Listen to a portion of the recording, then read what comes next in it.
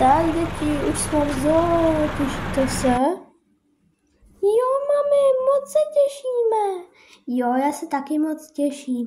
Tak jdeme na vláček. Jo! Dobrý den, vy jste rodina Kropáčková? Ano, to jsme my. Dobře, vy tady máte rezervaci na tento vláček. A po celé zoo, dobře. Můžete nastupovat do vláčku. Jo, děkujeme. Já sedím tady. Jo, já tady. Děti, už si někam sedněte. Tak, super děti. Hezky jste se usadili. Dobře, tak za chvilku asi pojedeme. Takže, dobrý den. Vám přeji, vítejte na prohlídce celé zoologické zahrady v Playmobil Minicity. Prosím, kdybyste měli třeba doma vlak, protože někteří mají doma jako vozidlo vlak, tak tohle doma nezkoušejte a nestůjte na střeše vlaku. Bude to tu docela hodně strmé, takže to nikdy nezkoušejte. Můžu vás tu čekat malé, může vás to něco vystrašit, ale to se stává málo kdy. Tak, doufám, že si to užijete. Jo, my si to užijeme, pane. Já taky. No, děti, užijeme. Tak, jedeme.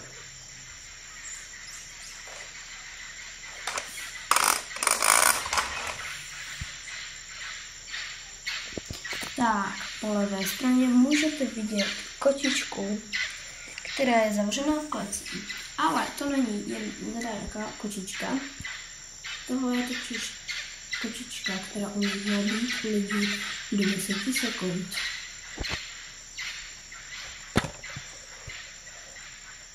Takže to je takový velký dravec. Tak pojedeme dál.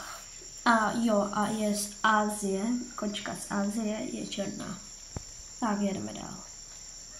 Po vaší pravé straně můžete vidět medvěda z lesa, kterého můžete potkat, ale to hlavně někde v horách, což se u nás v Playmobil Minicity ani v Velkocity nikdy nevyskytlo. Tohle medvěd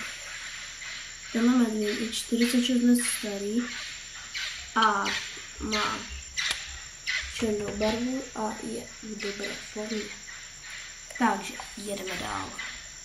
Po vaší levé straně můžete vidět 2 krávy, které jsme našli někde na farmě.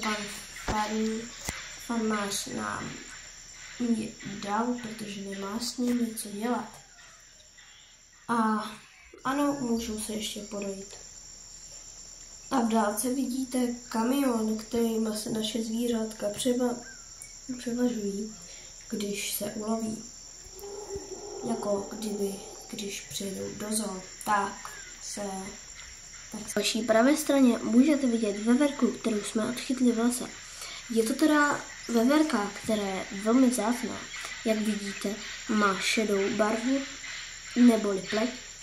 A taková veverka, kdybyste si chtěli ji koupit, tak vás vyjde na nějakých 15 miliard korun. Tak, jdeme dál.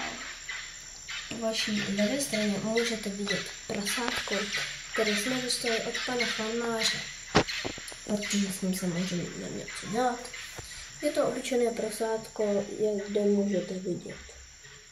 Tak, jedeme dál. Po vaší pravé straně můžete vidět velrybu, kterou jsme odchytli v moři. A také po levé straně můžete vidět dravce bílého, kterého jsme taky odchytli, neboli orel. A vážení, tohle je všechno. Můžete si to projít všechno a i zpátky. Ale prosím, nekrmte zvířata a nedotýkejte se jich. Děkujeme, že jste navštívili naší zoo. Děkujeme, nashledanou.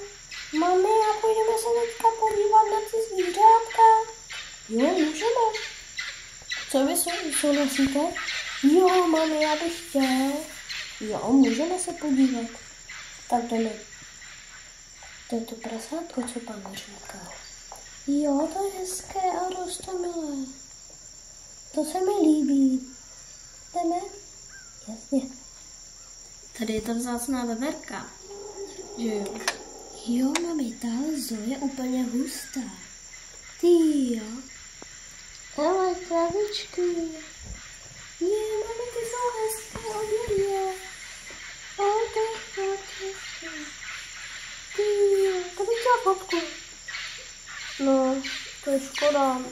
Mohli jsme vzít fotoaparát, vidíš to, no? To jsme zapomněli. No to nevadí, tak příště teda. Jdeme dál, pojďte. Ty, to je medvěd, ale nesmíme jít za kolo tentokrát. Třeba by nás mohl napadnout. Hustý, no. Jdeme dál? Jo, to bych chtěl fakt fotku. Ach jo. Tak jdeme dál.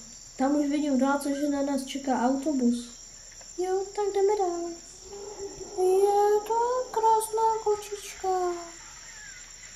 To je hezká, ale bych chtěla ven strašně. Rozo, ne, neděj nic s tou klecí. Je.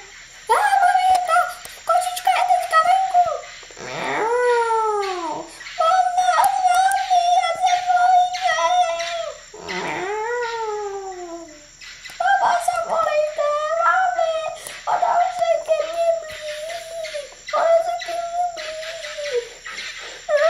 Mami, zavolej někoho. Ježíši Kriste, dělejte, zavolejte někoho. Pomoc, pomoc! Kočka je venku! Opakuji, kočka je venku! Pomozte mi! Je u něj moje dcera! Pomoc! Co se děje, pane? Kočka je venku a útočí na moji dceru. Cože? Ne, stát, zpátky! Běž zpátky! Tak. A nevylejzej. Omlouvám se. To jsem byla já. Že je to nebezpečné? To je nejnebezpečnější druh zvířete v celé téhle zoo. Omlouvám se, už to neudělám, děkuji za záchranu. No, aspoň se poučila, ale nic se neděje. Děkujeme vám moc, opravdu vám moc děkujeme, ale nemáte zač. No, ona nevěděla, její chyba to nebyla, ona jenom šáhla na tu klec a ta klec nebyla připevněna dobře. Dobře, děkujeme, nashledanou. Tak pojďte, děti, jdeme domů. Jo.